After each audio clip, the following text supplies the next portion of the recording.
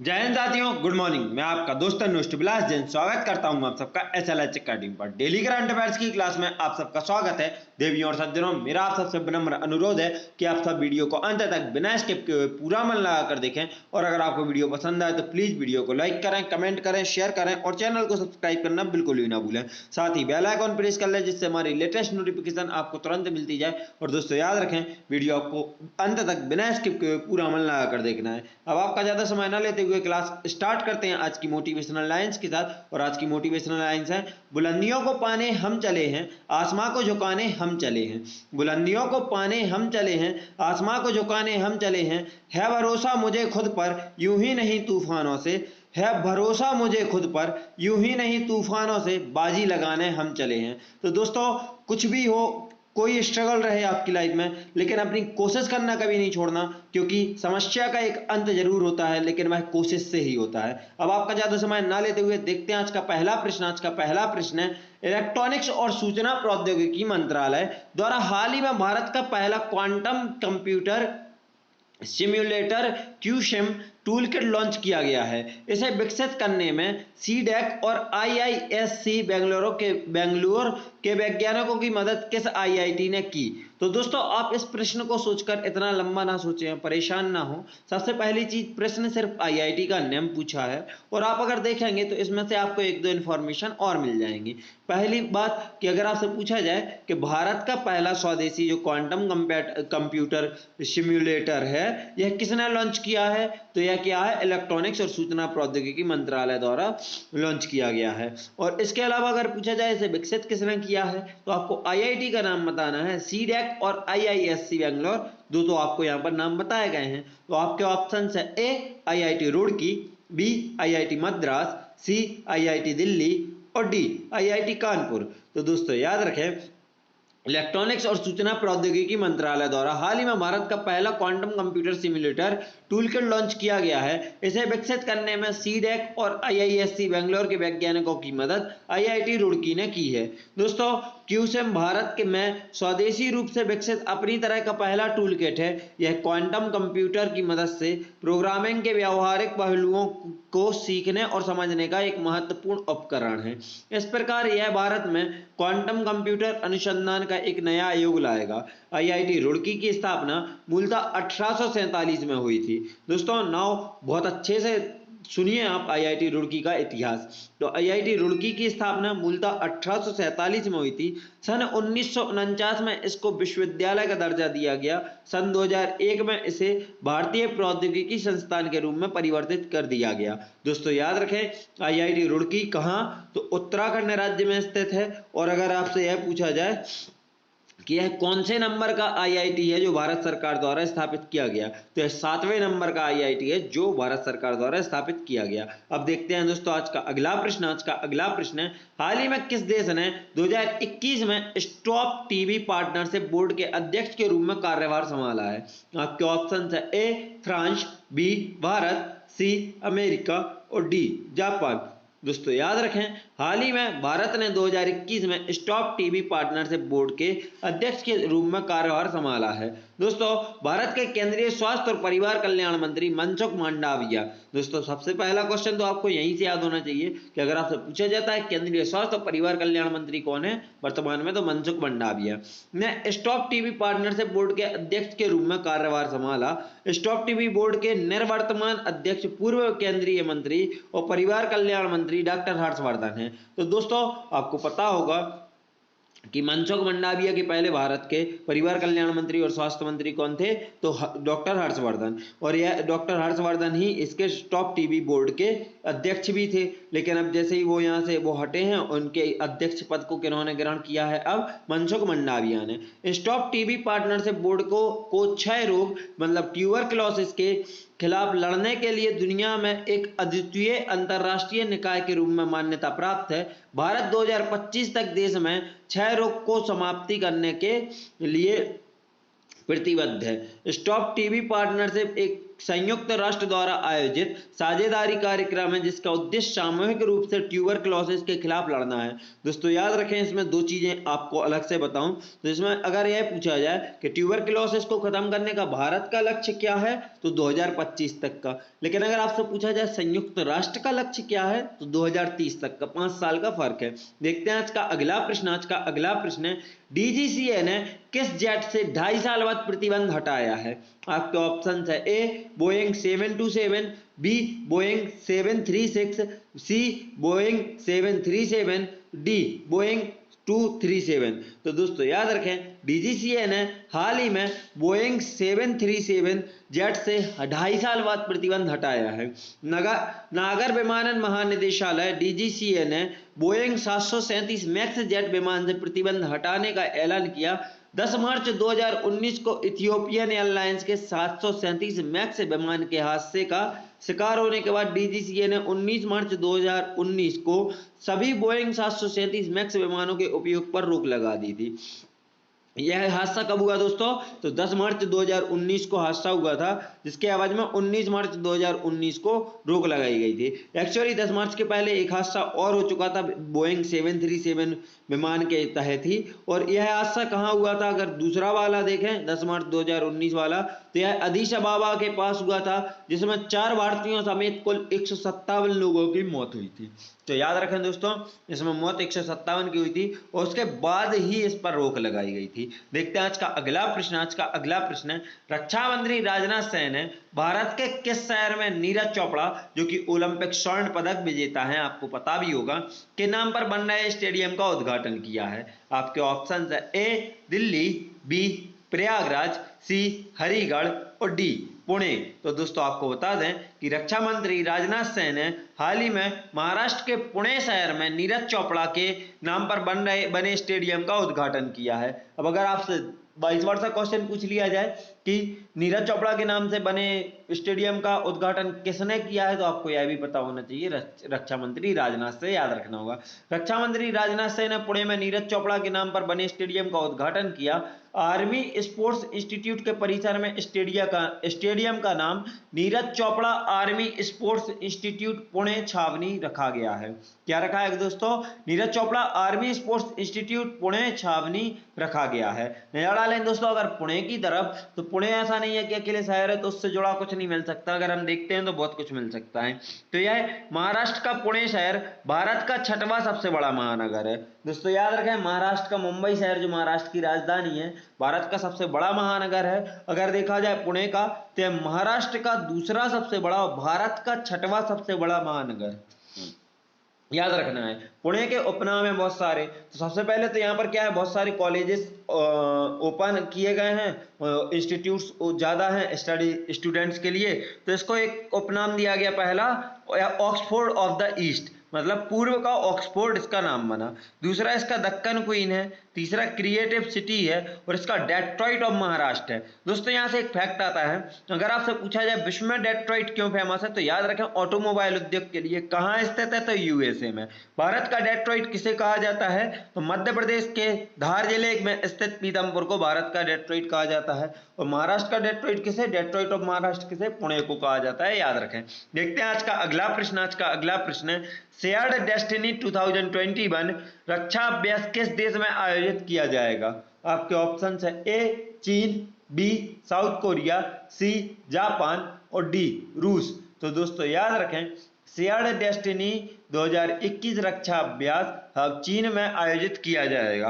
दोस्तों चीन, पाकिस्तान, मंगोलिया और थाईलैंड की सेनाएं शेयर्ड डेस्टिनी 2021 रक्षा अभ्यास नामक एक बहुराष्ट्रीय शांति अभ्यास में भाग लेंगी। इस अभ्यास का आयोजन अगले महीने चीन के मध्य हेनान प्रांत में पीपल्स लिबरेशन आर्मी द्वारा किया जाएगा। चीन में 6 से 15 सितंबर तक यह रक्षा अभ्यास आयोजित किया जाएगा। कब से कब तक दोस्तों? 6 से 15 सितंबर तक। और किसके द्वारा आयोजित किया जाएगा? ये पॉइंट्स बनते हैं दोस्तों, तो यहाँ से प्लीज याद रखें, पीपल्स लिबरेशन आर्मी के द्वारा आयोजित किया जाएगा, हेनान प्रांत में आयोजित किया जाएगा। और कब से कब तक? तो 6 से 15 सितंबर तक आयोजित होगा।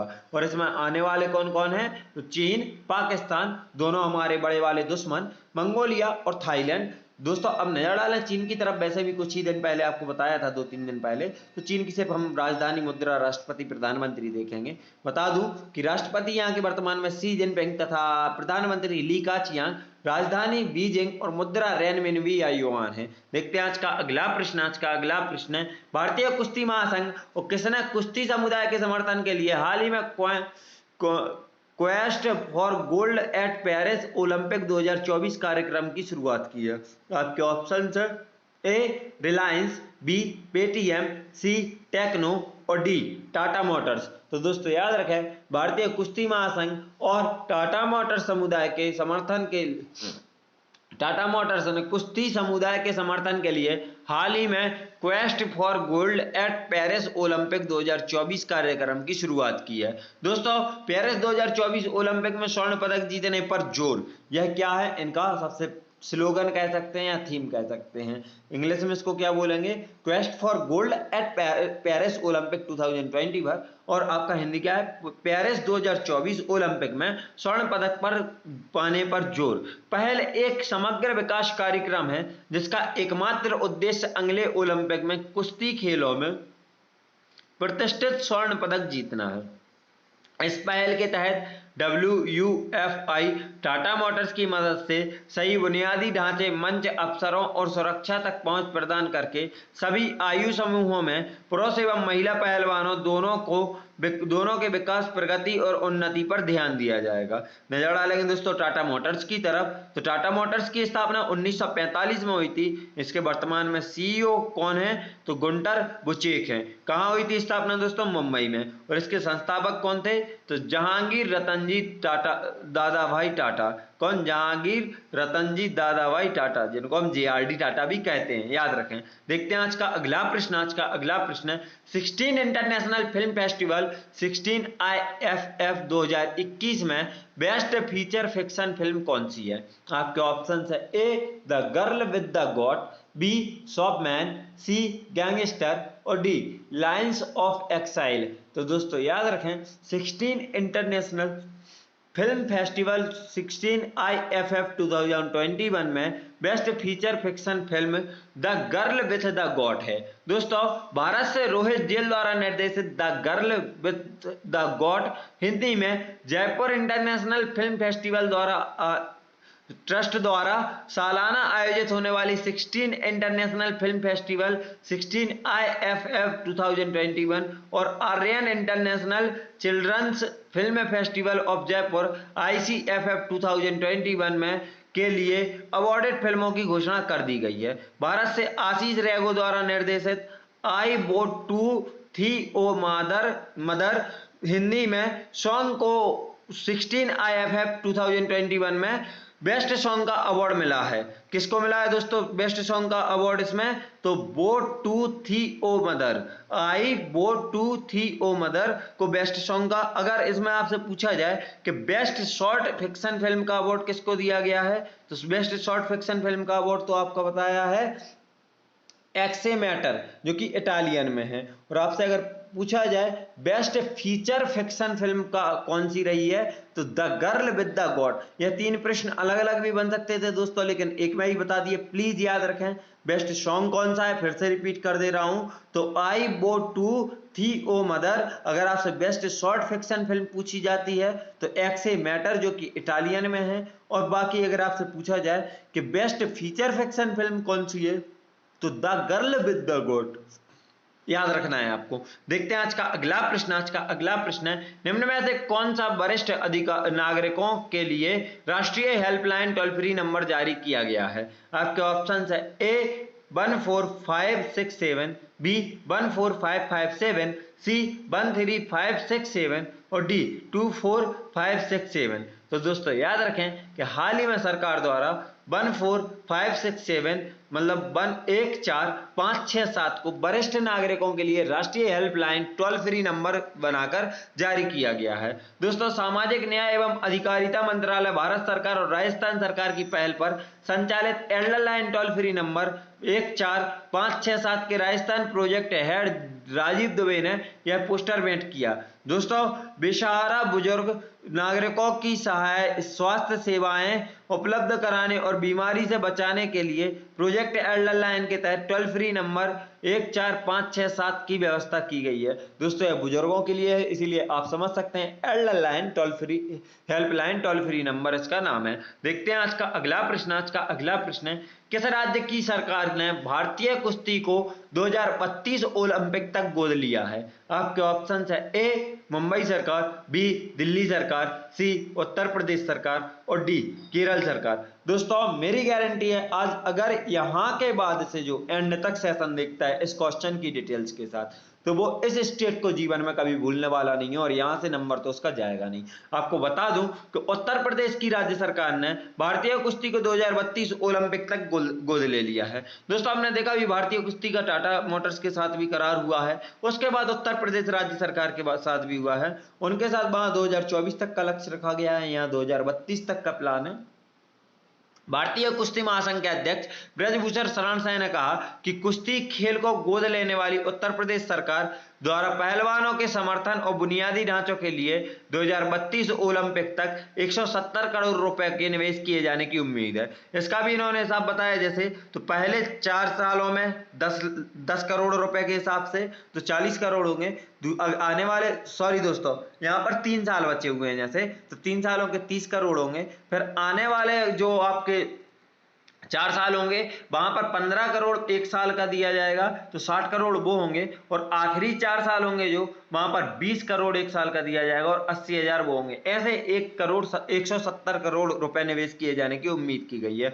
WFI ने 2018 में टाटा मोटर्स से भी भारतीय कुश्ती के मुख्य प्रायोजक के तौर पर भागीदारी की थी, जिससे उन्हें 12 करोड़ रुपए का वित्तीय सहयोग मिला था और महासंघ टोक्यो ओलंपिक तक पहलवानों का केंद्रीय अनुबंध दे सका था। तो दोस्तों याद रखें अब इसकी डबल फंडिंग होगी और डबल फंडिंग के ही चांसेस बहुत ज्यादा हैं, जिससे अब पहलवानी या भारतीय कुश्ती है जो इसे बहुत ज्यादा बढ़ावा मिल सकता है। अब नजर डालेंगे दोस्तों हम उत्तर प्रदेश की तरफ, तो जैसे हम देख सकते हैं उत्तर प्रदेश जनसंख्या की दृष्टिकोण से यह भारत का सबसे बड़ा तथा क्षेत्रफल की दृष्टिकोण से यह चौथा सबसे बड़ा देश है। इसकी सीमाएं जरूर देखेंगे दोस्तों। सबसे पहले तो अंतरराष्ट्रीय सीमा नेपाल से, यहाँ पर आप देखिए तो बिहार या डाउन साइड देखेंगे आप, डॉट नहीं जा रहा है वहां, तो झारखंड, यहाँ नीचे देखिए तो उड़ीसा, दोस्तों छत्तीसगढ़, तो कौन बिहार झारखंड छत्तीसगढ़। यहाँ देखिए आप तो ये मध्य प्रदेश से इसकी सीमा है, यहाँ पर राजस्थान से टच करेगा, राजस्थान के बाद यहाँ पर आप देखें तो हरियाणा, और ये दिल्ली एक केंद्र शासित प्रदेश, ये हिमाचल प्रदेश से और ये उत्तराखंड से। तो ऐसे आप देखेंगे तो ये 8 राज्य, एक केंद्र शासित प्रदेश और एक देश हो गया है। अब इसको मैं ज्यादा समय ना देते हुए देखते हैं हम आगे इसकी डिटेल्स को। तो सबसे पहले तो हम देखेंगे कि यहाँ की राजधानी लखनऊ है, जो कि गोमती नदी के तट पर स्थित है। उत्तर प्रदेश की राजधानी लखनऊ किस नदी के तट पर? गोमती नदी के तट पर। मुख्यमंत्री वर्तमान में योगी आदित्यनाथ तथा राज्यपाल आनंदीबेन पटेल हैं। इसकी स्थापना 24 जनवरी 1950 को उत्तर प्रदेश की स्थापना हुई थी। जनसंख्या की दृष्टि से भारत का प्रथम तथा क्षेत्रफल की दृष्टि से चौथा बड़ा राज्य, याद रखना है। इससे बड़े 3 राज्य कौन से हैं? तो यह भी सुन लो, राजस्थान पहला, मध्य प्रदेश दूसरा, महाराष्ट्र तीसरा, उत्तर प्रदेश चौथा। सीमा आपको बताई, वैसे एक बार और रिवाइज कर दूं तो नेपाल अंतरराष्ट्रीय सीमा, उत्तराखंड बिहार झारखंड, हरियाणा राजस्थान मध्य प्रदेश छत्तीसगढ़ हिमाचल प्रदेश राज्यों से सीमा, और दिल्ली केंद्र शासित प्रदेश से सीमा। इसके साथ ही यह सर्वाधिक राज्यों से सीमा साझा करने वाला राज्य है, मतलब 8 राज्य एक केंद्र शासित प्रदेश, कुल मिलाकर 9। भारत की सबसे बड़ी विधानसभा उत्तर प्रदेश विधानसभा है, यहाँ सदस्यों की संख्या 403 सदस्य है। राष्ट्रीय उद्यान अगर उत्तर प्रदेश में देखें तो दुधवा राष्ट्रीय उद्यान, चंबल अभ्यारण्य, पीलीभीत टाइगर रिजर्व, नवाबगंज पक्षी अभ्यारण्य, चंद्रप्रभा राष्ट्रीय उद्यान और कैमूर राष्ट्रीय उद्यान यहाँ के प्रमुख राष्ट्रीय उद्यान हैं। दोस्तों अब देखेंगे यहाँ का उच्च न्यायालय, तो आपको बता दें उत्तर प्रदेश का उच्च न्यायालय इलाहाबाद उच्च न्यायालय है, जो कि एशिया का सबसे बड़ा उच्च न्यायालय है। क्यों याद रखना दोस्तों इसको, यह मोस्ट इंपोर्टेंट क्यों है? क्योंकि यह एशिया का सबसे बड़ा उच्च न्यायालय है, सबसे बड़ा हाई कोर्ट है एशिया का, तो आपको याद रखना है इलाहाबाद उच्च न्यायालय, जिसको प्रयागराज उच्च न्यायालय भी बोला जा सकता है। लोक नृत्य देखें अगर हम उत्तर प्रदेश के, तो रासलीला, नौटंकी, थाली, पैता, झौरा यहाँ के प्रमुख आदि यहाँ के प्रमुख लोक नृत्य हैं। लिंगानुपात आपको बता दूं उत्तर प्रदेश का, तो 1000 पर 908 लड़कियां हैं उत्तर प्रदेश में, आपको याद रखना है। साक्षरता दर यहाँ की ओवरऑल साक्षरता दर 69.72%, जबकि अगर फीमेल्स में मतलब स्त्री में देखें, स्त्री की साक्षरता दर यहाँ पर कम है काफी 59.26, और पुरुष साक्षरता दर यहाँ की 79.24 है। देखेंगे दोस्तों आगे उत्तर प्रदेश से जुड़े अन्य तथ्य। उत्तर प्रदेश में स्थित स्टेडियम, तो उत्तर प्रदेश में ग्रीन पार्क स्टेडियम कहाँ स्थित है दोस्तों? कानपुर में। कानपुर में कौन सा? ग्रीन पार्क स्टेडियम, क्रिकेट के लिए फेमस है। डॉक्टर भीमराव अंबेडकर अंतरराष्ट्रीय क्रीड़ा कॉम्प्लेक्स कहाँ है? फैजाबाद। फैजाबाद का नया नाम क्या है दोस्तों? तो अयोध्या, याद रखना है दोस्तों। बुद्ध अंतरराष्ट्रीय परिपथ भारत के उत्तर प्रदेश राज्य के नोएडा में बना फॉर्मूला वन दौड़ का परिपथ है दोस्तों। तो फॉर्मूला वन का परिपथ कहां बना है भारत में? तो नोएडा में। किस नाम से? बुद्ध अंतरराष्ट्रीय परिपथ बना हुआ है। और यहाँ का आखिरी जो इंपॉर्टेंट है, ध्यानचंद स्पोर्ट्स स्टेडियम, जो कि कहाँ है? सीतापुर में। कहाँ, कौन सा दोस्तों? ध्यानचंद स्पोर्ट्स स्टेडियम सीतापुर में स्थित है दोस्तों। आगे देखेंगे तो प्रमुख पर्यटक स्थल देखें अगर यहाँ पर, तो ताजमहल आगरा में, काशी विश्वनाथ मंदिर वाराणसी में, सारनाथ मंदिर वाराणसी में, भारत माता मंदिर, महात्मा गांधी काशी विद्यापीठ वाराणसी में। दोस्तों यह वही है जो पूछे गए हैं, आपको लग रहा होगा ताजमहल सबको पता होता है। काशी विश्वनाथ मंदिर में लोग कंफ्यूज होते हैं, सारनाथ मंदिर में लोग कंफ्यूज होते हैं, और जबकि भारत माता मंदिर की बात आ जाती है तो यहाँ तो बहुत से लोगों की हवा निकलना तय है। अब आगे देखेंगे हम इनसे जुड़े और तथ्य जो ज्यादा इंपॉर्टेंट है उनको पढ़ेंगे। तो सबसे पहले झांसी शहर को देखें अगर, कि झांसी शहर पूरा क्यों माना जाता है ऐतिहासिक, तो यह ऐतिहासिक स्थल है और रानी लक्ष्मीबाई की युद्ध भूमि भी है, और रानी लक्ष्मीबाई का ससुराल भी था झांसी, याद रखना है। आगरा, तो यह 3 हेरिटेज स्थलों का शहर है जिनमें ताजमहल, आगरा किला और फतेहपुर सीकरी शामिल है। याद रखना दोस्तों, आगरा में ही ताजमहल, आगरा किला और फतेहपुर सीकरी शामिल है। आगरा में ही 3 हेरिटेज स्थलों पर में है जो। और दोस्तों सारनाथ देखें तो सारनाथ क्यों प्रसिद्ध या महत्व रखता है, तो यहाँ गौतम बुद्ध ने सबसे पहले धर्म पढ़ाया। भगवान बुद्ध के 4 प्रमुख तीर्थ स्थलों में से एक है। अगर आपसे पूछा है जाए कि बुद्ध ने अपने सबसे पहले उपदेश कहाँ दिए थे, तो सारनाथ में ही दिए थे, याद रखें। हस्तिनापुर, तो यह एक प्रसिद्ध धार्मिक स्थल है क्योंकि माना जाता है कि यह कौरवों की राजधानी और 3 जैन तीर्थंकर शांतिनाथ, कुंतनाथ और अरयनाथ की जन्मभूमि भी है। तो याद रखना है दोस्तों, इसलिए हस्तिनापुर का महत्व है। अब देखेंगे उत्तर प्रदेश से जुड़े अन्य तथ्य जिनमें शामिल होगा दोस्तों पिछले कुछ महीनों का करंट अफेयर्स। तो प्लीज आप लोग बोर ना हो और प्लीज यह इंफॉर्मेशन बहुत अच्छे से देख लें क्योंकि यहीं से क्वेश्चन बनेंगे। उत्तर प्रदेश का गोरखपुर रेलवे स्टेशन 1366 मीटर लंबाई के साथ विश्व का और भारत का सबसे लंबा रेलवे प्लेटफॉर्म है।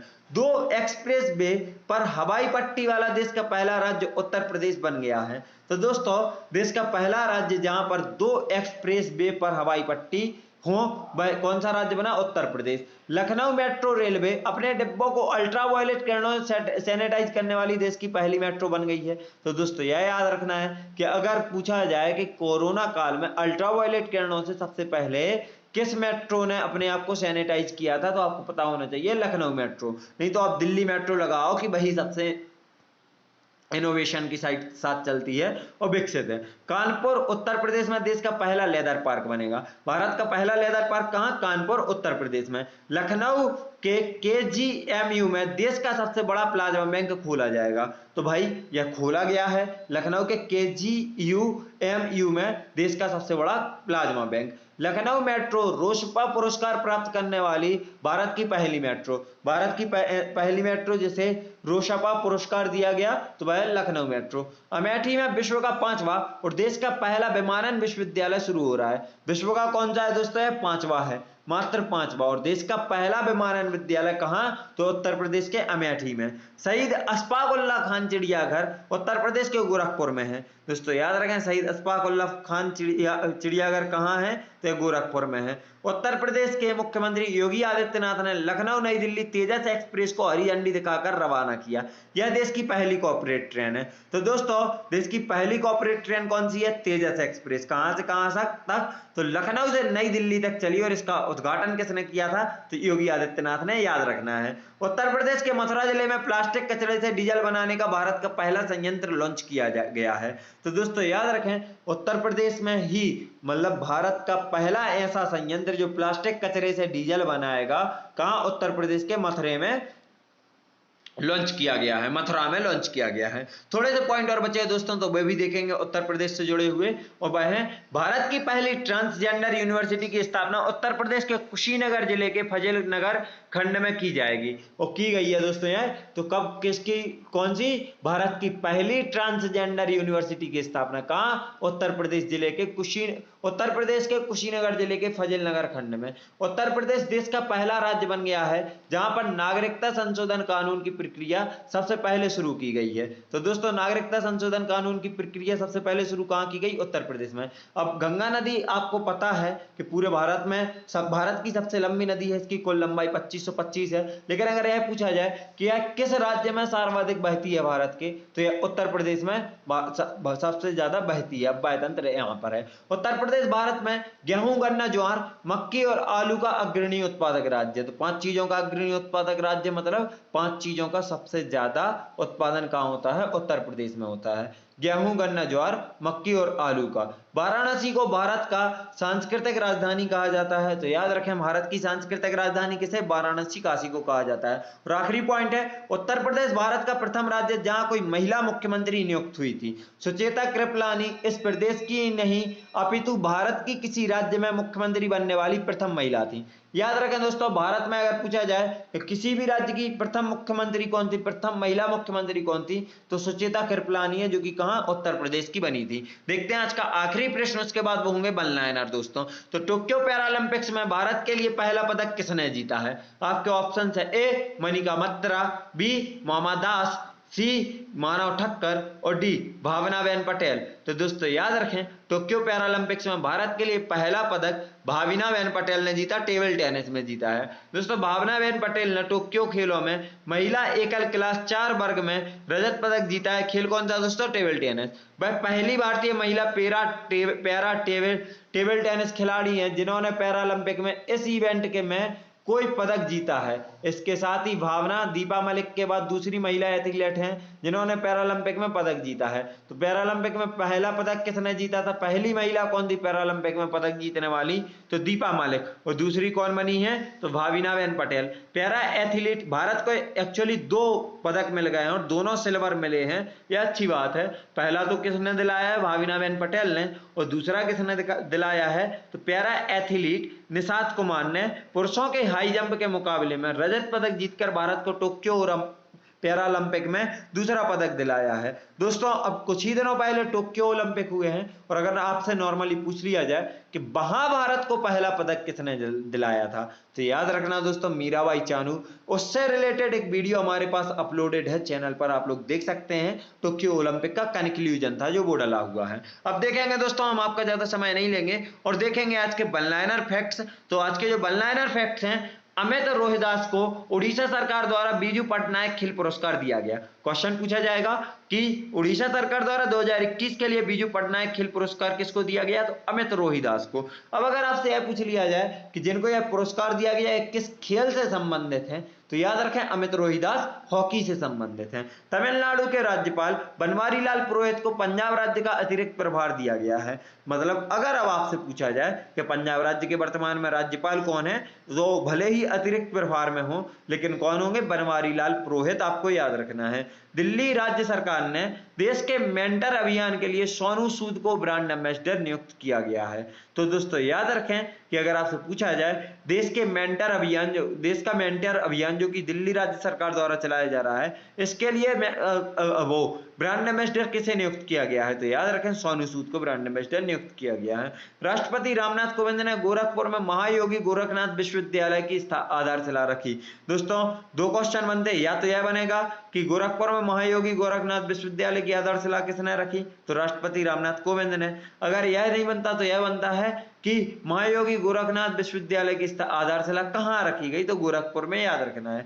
महाराष्ट्र कांग्रेस के इतिहास में पहली बार 2 ट्रांसजेंडरों को अहम जिम्मेदारी दी गई है। तो महाराष्ट्र कांग्रेस के इतिहास में कितने ट्रांसजेंडरों को अहम जिम्मेदारी दी गई दोस्तों, मात्र 2 को। लेकिन यह बहुत बड़ी बात है इतिहास के हिसाब से, क्योंकि आज तक कभी इनको मौका नहीं मिला है। आज का 6वां वन लाइनर है दोस्तों, 29 अगस्त को पूरे भारत में राष्ट्रीय खेल दिवस के रूप में मनाया गया। दोस्तों 29 अगस्त को मेजर ध्यानचंद, जिनको हम हॉकी के जादूगर के रूप में जानते थे, उनका उपनाम ही था हॉकी के जादूगर, उनके मेजर ध्यानचंद के जन्मदिन या जयंती के रूप में भारत भर में, पूरे भारत में 29 अगस्त को राष्ट्रीय खेल दिवस मनाया जाता है, याद रखना है। और यह 29 अगस्त को राष्ट्रीय खेल दिवस मनाया गया। हिंदुस्तान जिंक, अब आखिरी को बहुत ध्यान से समझना और सुनना दोस्तों, क्योंकि इसमें बहुत कुछ छुपा हुआ है और बहुत लंबा भी है। Hindustan zinc Chanderiya lead zinc smelter की पायरो और हाइड्रो दरीबा जिंक स्मेल्टर एवं पंतनगर मेटल प्लांट को national award for manufacturer of the year का अवार्ड दिया गया।